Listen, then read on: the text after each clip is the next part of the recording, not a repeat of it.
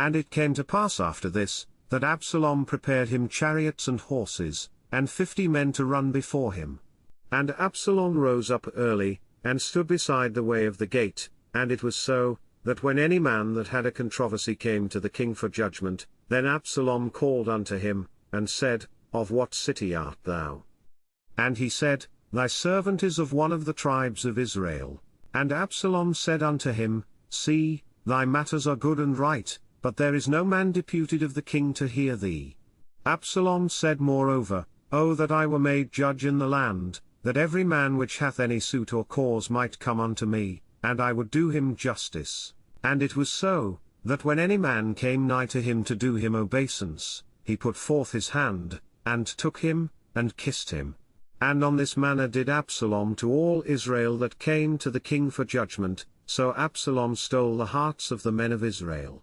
And it came to pass after 40 years, that Absalom said unto the king, I pray thee, let me go and pay my vow, which I have vowed unto the Lord, in Hebron. For thy servant vowed a vow while I abode at Geshur in Syria, saying, If the Lord shall bring me again indeed to Jerusalem, then I will serve the Lord. And the king said unto him, Go in peace. So he arose, and went to Hebron. But Absalom sent spies throughout all the tribes of Israel, saying, As soon as ye hear the sound of the trumpet, then ye shall say, Absalom reigneth in Hebron. And with Absalom went 200 men out of Jerusalem, that were called, and they went in their simplicity, and they knew not anything. And Absalom sent for Ahithophel the Gilonite, David's counselor, from his city, even from Gilo, while he offered sacrifices.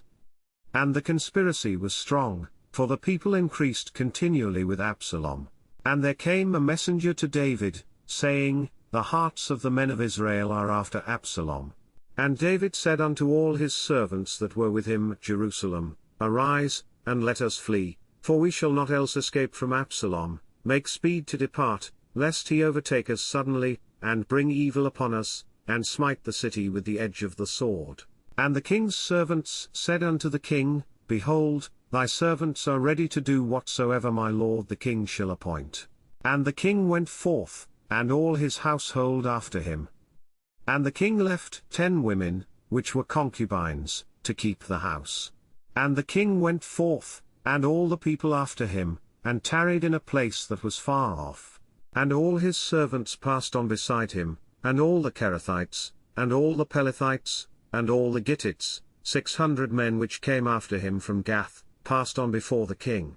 Then said the king to Ittai the Gittite, Wherefore goest thou also with us? Return to thy place, and abide with the king, for thou art a stranger, and also an exile. Whereas thou camest but yesterday, should I this day make thee go up and down with us? Seeing I go whither I may, return thou, and take back thy brethren, mercy and truth be with thee. And Ittai answered the king, and said, As the Lord liveth, and as my lord the king liveth, surely in what place my lord the king shall be, whether in death or life, even there also will thy servant be. And David said to Ittai, Go and pass over. And Ittai the Gittite passed over, and all his men, and all the little ones that were with him. And all the country wept with a loud voice, and all the people passed over, the king also himself passed over the brook Kidron, and all the people passed over, toward the way of the wilderness. And lo, Zadok also, and all the Levites were with him, bearing the ark of the covenant of God, and they set down the ark of God, and Abiathar went up, until all the people had done passing out of the city.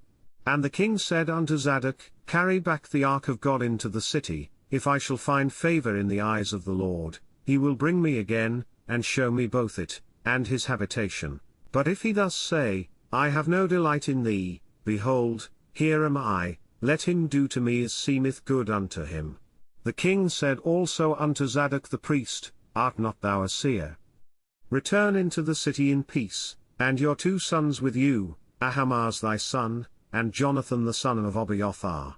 See, I will tarry in the plain of the wilderness, until there come word from you to certify me.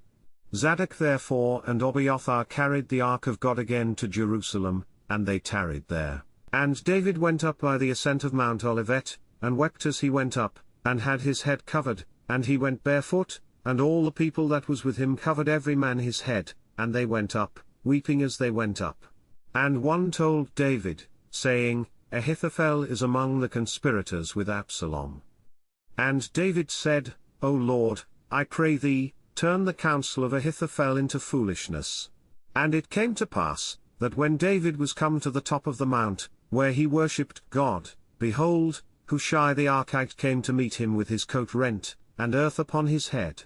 Unto whom David said, If thou passest on with me, then thou shalt be a burden unto me.